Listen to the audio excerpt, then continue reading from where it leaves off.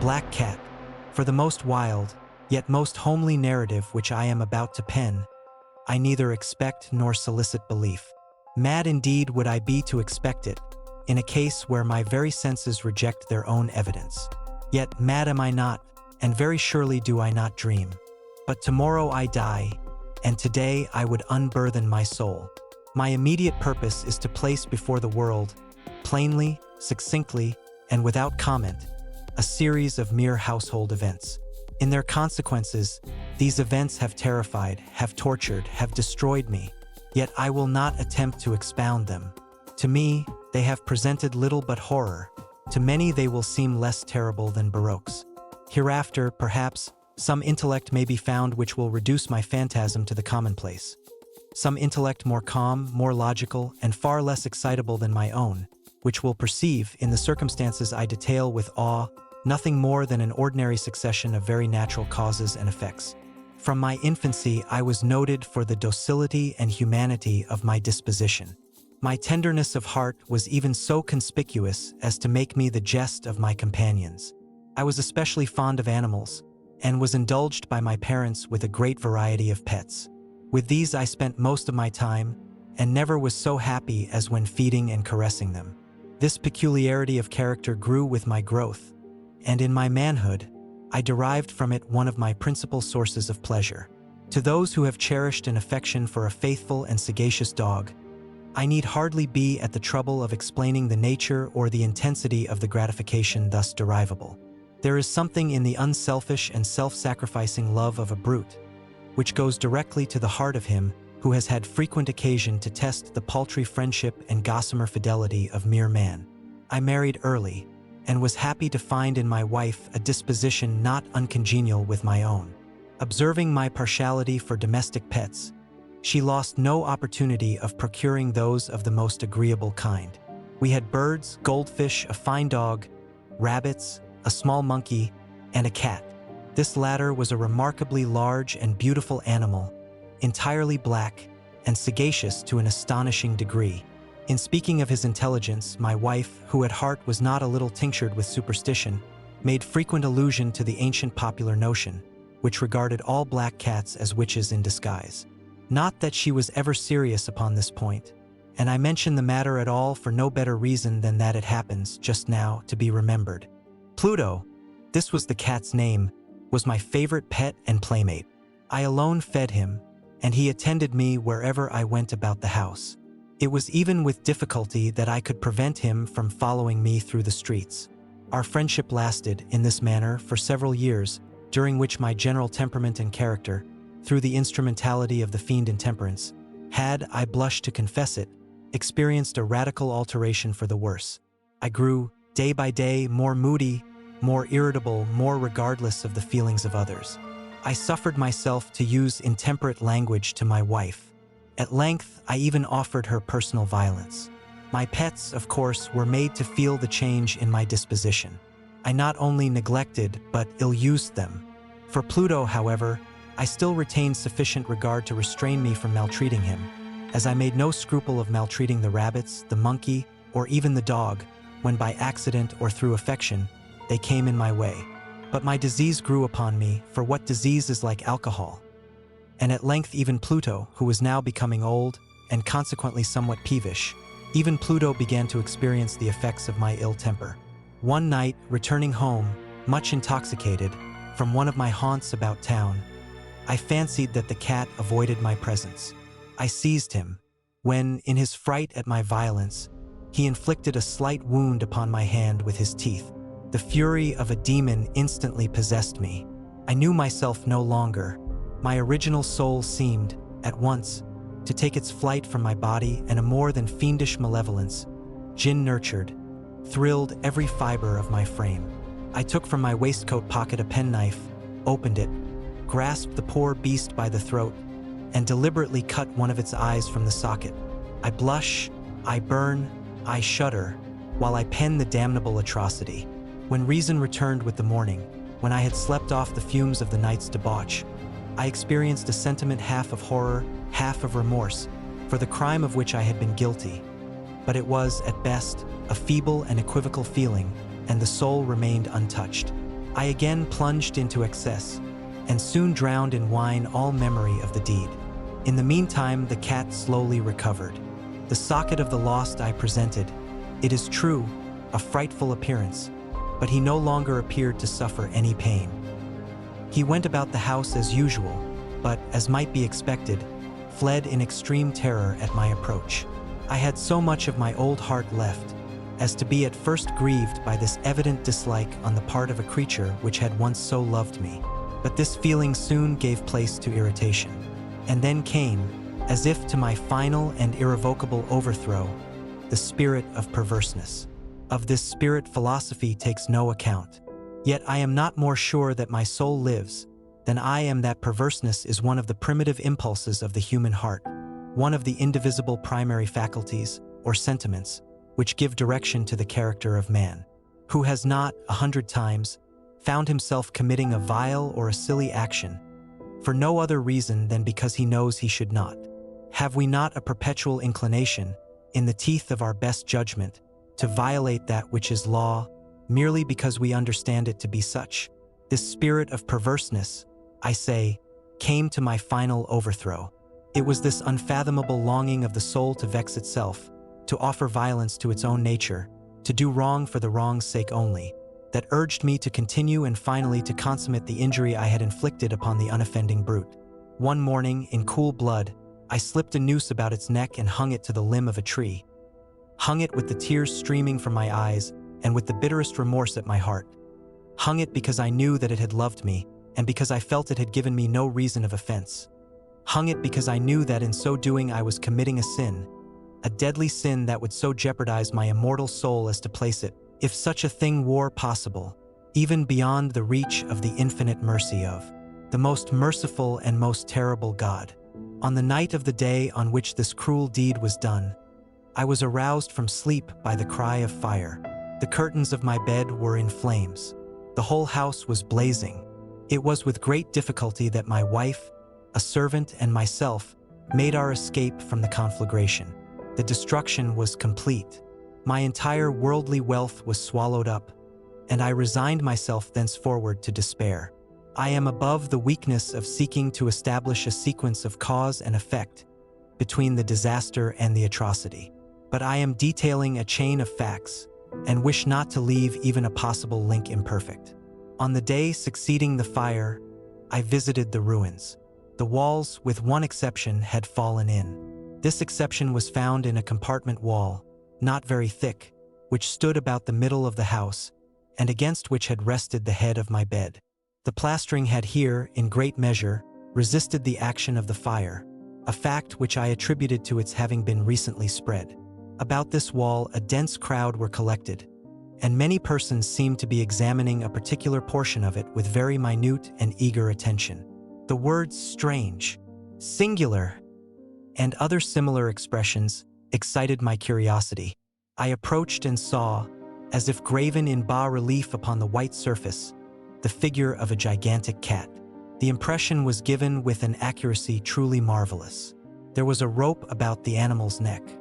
When I first beheld this apparition, for I could scarcely regard it as less, my wonder and my terror were extreme, but at length reflection came to my aid. The cat, I remembered, had been hung in a garden adjacent to the house. Upon the alarm of fire, this garden had been immediately filled by the crowd, by someone of whom the animal must have been cut from the tree and thrown, through an open window, into my chamber. This had probably been done with the view of arousing me from sleep. The falling of other walls had compressed the victim of my cruelty into the substance of the freshly spread plaster, the lime of which, with the flames and the ammonia from the carcass, had then accomplished the portraiture as I saw it. Although I thus readily accounted to my reason, if not altogether to my conscience, for the startling fact just detailed, it did not the less fail to make a deep impression upon my fancy. For months I could not rid myself of the phantasm of the cat, and, during this period, there came back into my spirit a half-sentiment that seemed, but was not, remorse.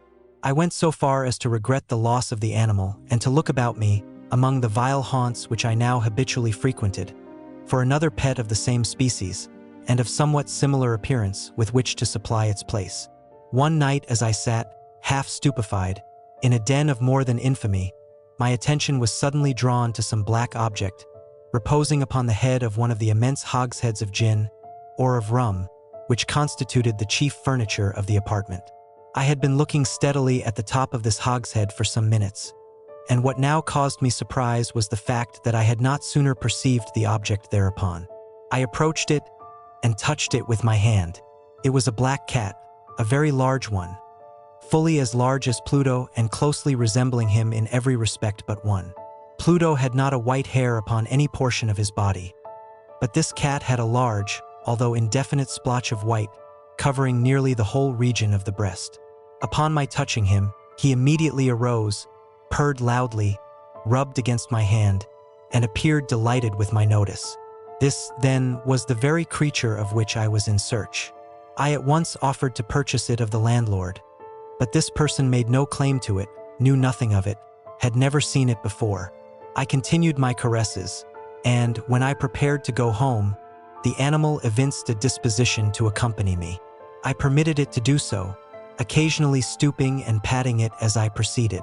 When it reached the house, it domesticated itself at once, and became immediately a great favorite with my wife.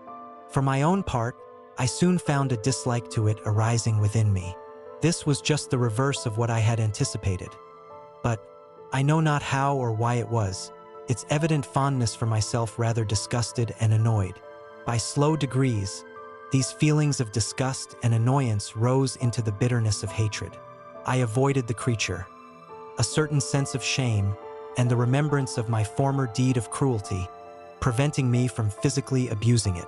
I did not, for some weeks, strike or otherwise violently ill-use it, but gradually, very gradually, I came to look upon it with unutterable loathing, and to flee silently from its odious presence, as from the breath of a pestilence. What added, no doubt, to my hatred of the beast was the discovery, on the morning after I brought it home, that, like Pluto, it also had been deprived of one of its eyes. This circumstance, however, only endeared it to my wife, who, as I have already said, possessed, in a high degree, that humanity of feeling which had once been my distinguishing trait, and the source of many of my simplest and purest pleasures. With my aversion to this cat, however, its partiality for myself seemed to increase. It followed my footsteps with a pertinacity which it would be difficult to make the reader comprehend. Whenever I sat, it would crouch beneath my chair, or spring upon my knees, covering me with its loathsome caresses. If I arose to walk, it would get between my feet and thus nearly throw me down, or, fastening its long and sharp claws in my dress, clamber, in this manner, to my breast. At such times, although I longed to destroy it with a blow, I was yet withheld from so doing, partly by a memory of my former crime, but chiefly, let me confess it at once, by absolute dread of the beast. This dread was not exactly a dread of physical evil, and yet I should be at a loss how otherwise to define it. I am almost ashamed to own, yes, even in this felon's cell, I am almost ashamed to own, that the terror and horror with which the animal inspired me had been heightened by one of the merest chimeras it would be possible to conceive. My wife had called my attention, more than once, to the character of the mark of white hair, of which I have spoken, and which constituted the sole visible difference between the strange beast and the one I had destroyed. The reader will remember that this mark, although large, had been originally very indefinite, but by slow degrees nearly imperceptible, and which for a long time my reason struggled to reject as fanciful, it had, at length, assumed a rigorous distinctness of outline. It was now the representation of an object that I shudder to name, and for this, above all, I loathed and dreaded, and would have rid myself of the monster had I dared. It was now, I say, the image of a ghastly thing, of the gallows. Oh, mournful and terrible engine of horror and of crime, of agony and of death, and now was I indeed wretched beyond the wretchedness of mere humanity, and a brute beast, whose fellow I had contemptuously destroyed, a brute beast to work out for me a man, fashioned in the image of the high God, so much of insufferable woe. Alas, neither by day nor by night knew I the blessing of rest any more. During the former, the creature left me no moment alone, and in the latter I started hourly from dreams of unutterable fear to find the hot breath of the thing upon my face, and its vast weight, an incarnate nightmare that I had no power to shake off, incumbent eternally upon my heart. beneath the pressure of torments such as these, the feeble remnant of the good within me succumbed. Evil thoughts became my sole intimates, the darkest and most evil of thoughts. The moodiness of my usual temper increased to hatred of all things and of all mankind, while from the sudden, frequent, and ungovernable outbursts of a fury to which I now blindly abandoned myself, my uncomplaining wife, alas, was the most usual and the most patient of sufferers. One day she accompanied me, upon some household errand, into the cellar of the old building which our poverty compelled us to inhabit. The cat followed me down the steep stairs, and, nearly throwing me headlong, exasperated me to madness. Uplifting an axe and forgetting, in my wrath, the childish dread which had hitherto stayed my hand, I aimed a blow at the animal which, of course, would have proved instantly fatal had it descended as I wished. But this blow was arrested by the hand of my wife, goaded by the interference into a rage more than demoniacal. I withdrew my arm from her grasp and buried the axe in her brain. She fell dead upon the spot, without a groan. This hideous murder accomplished, I set myself forthwith, and with entire deliberation, to the task of concealing the body. I knew that I could not remove it from the house, either by day or by night, without the risk of being observed by the neighbors. Many projects entered my mind. At one period I thought of cutting the corpse into minute fragments and destroying them by fire. At another, I resolved to dig a grave for it in the floor of the cellar. Again, I deliberated about casting it in the well in the yard, about packing it in a box as if merchandise with the usual arrangements and so getting a porter to take it from the house. Finally, I hit upon what I considered a far better expedient than either of these. I determined to wall it up in the cellar, as the monks of the Middle Ages are recorded to have walled up their victims. For a purpose such as this, the cellar was well adapted. Its walls were loosely constructed and had lately been plastered throughout with a rough plaster, which the dampness of the atmosphere had prevented from hardening.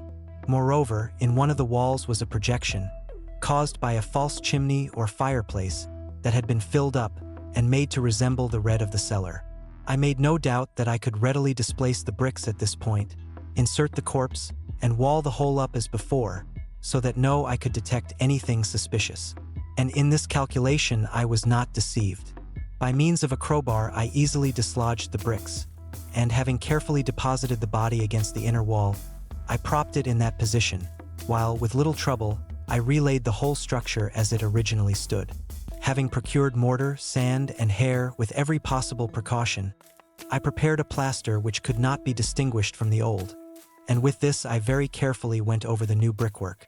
When I had finished, I felt satisfied that all was right. The wall did not present the slightest appearance of having been disturbed. The rubbish on the floor was picked up with the minutest care. I looked around triumphantly and said to myself, "Here at least, then, my labor has not been in vain."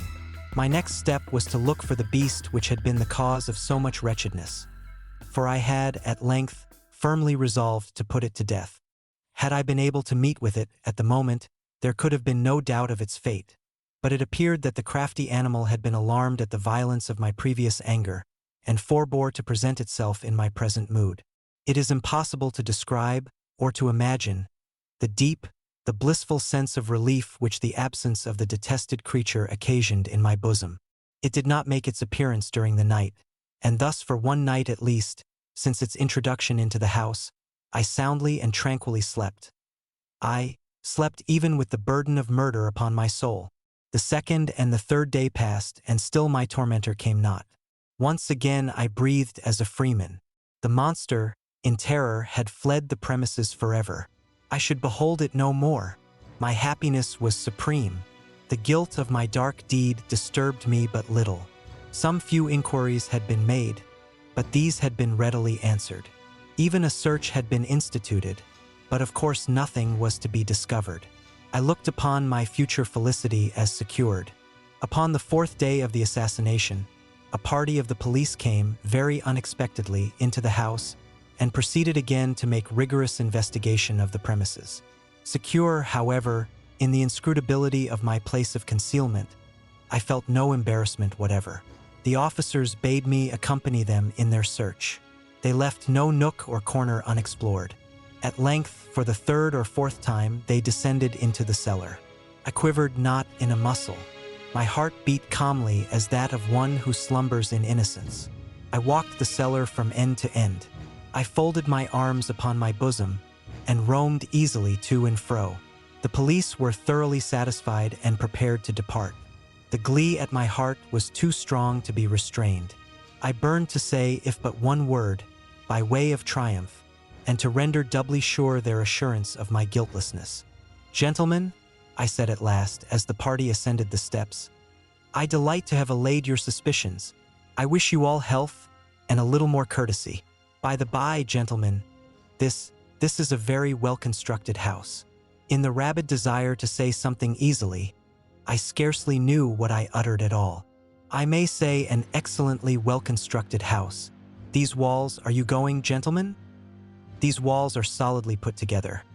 And here, through the mere frenzy of bravado, I rapped heavily, with a cane which I held in my hand, upon that very portion of the brickwork behind which stood the corpse of the wife of my bosom. But may God shield and deliver me from the fangs of the archfiend. No sooner had the reverberation of my blows sunk into silence than I was answered by a voice from within the tomb, by a cry, at first muffled and broken, like the sobbing of a child, and then quickly swelling into one long, loud, and continuous scream, utterly anomalous and inhuman.